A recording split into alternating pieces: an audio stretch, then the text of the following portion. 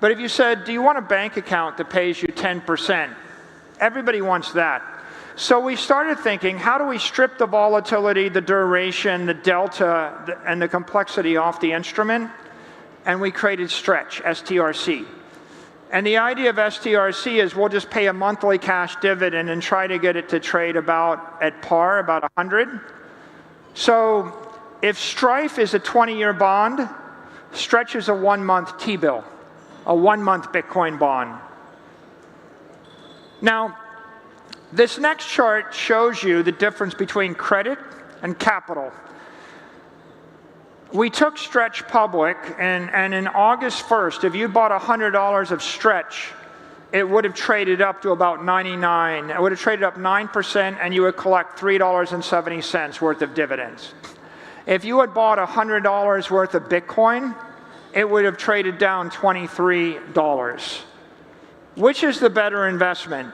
Well, over the 4 months, it's the credit. If you're going to hold it 4 years, it's the capital.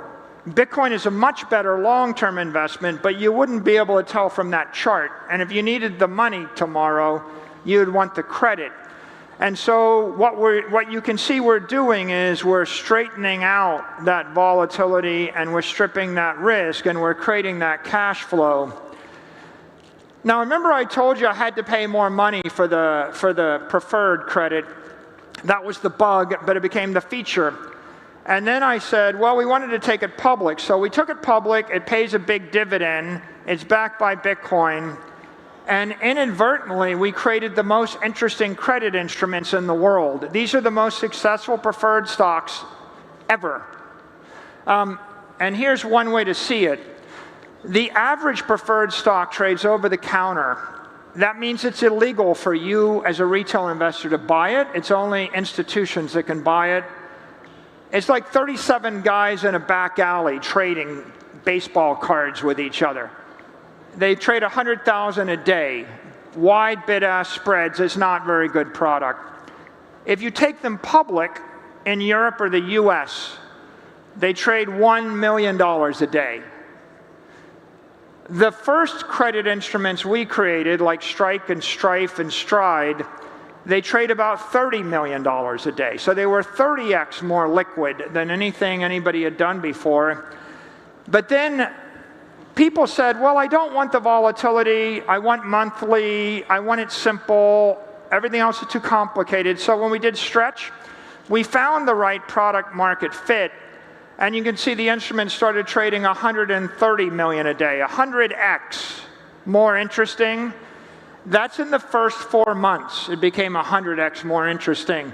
I think this will become hundreds of millions, then billions of dollars a day. And you can say, well, why doesn't anybody else do this? Because the rest of the capital market approaches credit differently. When Apple borrows money, they borrow money tactically to finance a tax arbitrage.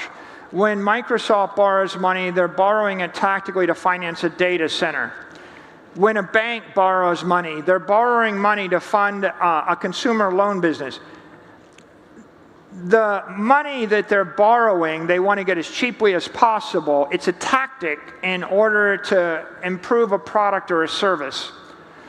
For us, the credit is the product. We're not trying to minimize the cost of the credit or the yield we pay. We're actually trying to maximize it and strip the credit risk away so we can invest in Bitcoin forever. And so we're an example of a well-run company where the credit is the product, and the rest of the capital market is full of junk bond issuers and investment grade issuers and bank preferred issuers. The credit is the byproduct, right? It's a necessity. But if the CFO of Microsoft had a preferred stock paying 10%, the board of directors would say, you should call that, retire it, refinance it, and replace it with 5% money.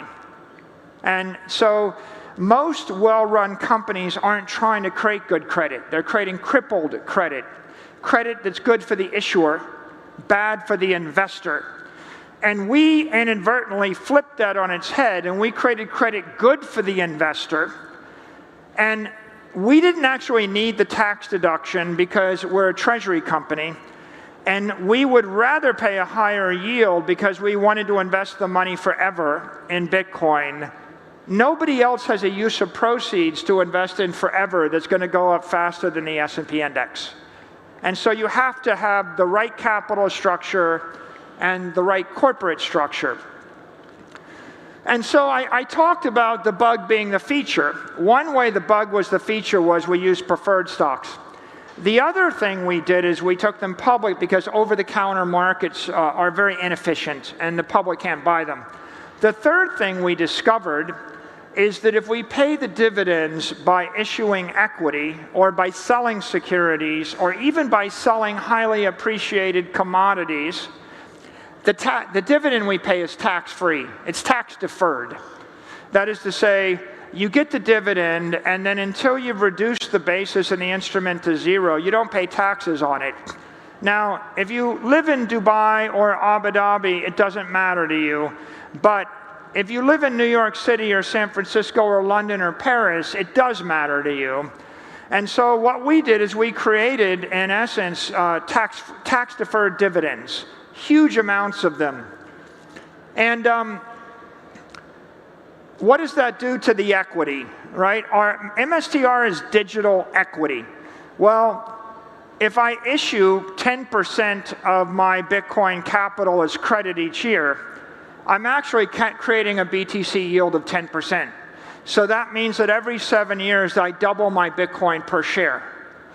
So if you want to actually hold Bitcoin per share constant, you buy Bitcoin. Or you buy the ETF. But if you wanted to double your Bitcoin per share, what you'd want to do is issue credit instruments and then buy Bitcoin back. And you can see here that if we just run a routine amplification, then what we do is we 2x or 3x our Bitcoin holdings over the period that you would otherwise have the same. So the way to think of it is MSTR equity is amplified Bitcoin. It's more volatile, it's more performant on the downside, the upside. If you're an equity investor and you want 2x Bitcoin, you would buy an equity that's amplified by credit. If you don't trust anybody, you buy Bitcoin, which is a good idea. If you have a short time horizon and you don't like volatility, you buy the credit. And now let's look at how this breaks down in the world. This is the stretch yield. It pays 10.8% effective yield. Private credit only pays 7. Junk bonds pay 6. Money markets pay 4. Municipal bonds pay less. The bank doesn't want to give you much of anything. This is the best it gets in the entire world, US-based credit. The benchmark is SOFR. SOFR is going to fall. When SOFR falls from 400 basis points to 3, mortgage credit, corporate credit, and junk credit is all going to be drawn south by 100 basis points. So digital credit's already 2 to 4 times better. If you're a retail investor or a corporation and you pay taxes, the fact that you can defer the tax, New York tax, city tax, federal tax, means that buying STRC, buying digital credit, is like a bank paying you 22% interest on your bank deposits. You see, it's off the chart. It's 4 times or 5 times better than buying a conventional money market. In fact, all digital credit is better than all conventional credit. Why? Because the collateral is appreciating and it's digital, and conventional credit is built on depreciating, collapsing collateral, whether it's a data center or a product or a warehouse. And it's all indexed to the risk-free rate, which is repressed by most central bankers. In Japan, it's 50 basis points. All the credit is tied to 50 basis points. And so digital credit is free market rates. And if you're a taxed investor, the tax advantage of digital credit is, again, do you want 1.5% in Europe or do you want 20%? Our objective is really to build out that entire free market yield curve around the world, right? Why can't you get paid 10% in any currency, everywhere? And you can see all these currencies, right? You know, you're getting 0 in Switzerland. So the opportunity for treasury companies, ours and other treasury companies, and the reason we need Bitcoin treasury companies in Switzerland and in Japan and in France and in Great Britain is because we need companies to accumulate pools of capital and issue credit that meets regulatory requirements, that integrates into the banking system, that absorbs the currency risk, that fixes this yield curve, fixes this savings problem. So if you don't know what you want, you probably want treasury credit. I joke, you know, it takes 100 hours for people to understand Bitcoin. So you go and you orange pill someone and you say, here's Bitcoin, and let me tell you about money, and let me tell you why it's not currency, and why it's a store of value, and why the utility doesn't matter, and why we're going to use it. And after 100 hours, you decide it's a volatile asset that's better than the S&P, and if you don't need the money for 4 years, you should buy it. But that's a very, very difficult educational process. This is another educational process. This is a 15-second ad. What it says is, if you like money and you're not getting paid by your bank, you can get paid 10 or 11%, 10% by buying digital credit. Okay? Short and sweet. I don't need to explain Austrian economics to you. Like, you use electricity, and probably not many people know how a nuclear reactor works. You don't care. All you know is you want free electricity. And you use the iPhone, but you know, not 1 in 10,000 electrical engineers understands the way the codecs work and the chips work, you know, in wireless handsets. Doesn't matter. Creating a great consumer product is the way to deliver technology to the world. Digital capital is appreciated by those after 100 hours. It's loved by people after 1,000 hours. But what's the equivalent of the automobile? What is the mass consumer product? Well, here's digital credit, but I'm not going to stop there, because what I'm going to say is this is a journey of discovery. First, I discovered digital capital. Then I discovered long-duration digital credit. Then we discovered short-duration digital credit like Stretch. And now we realize that we can create digital money. And what is digital money?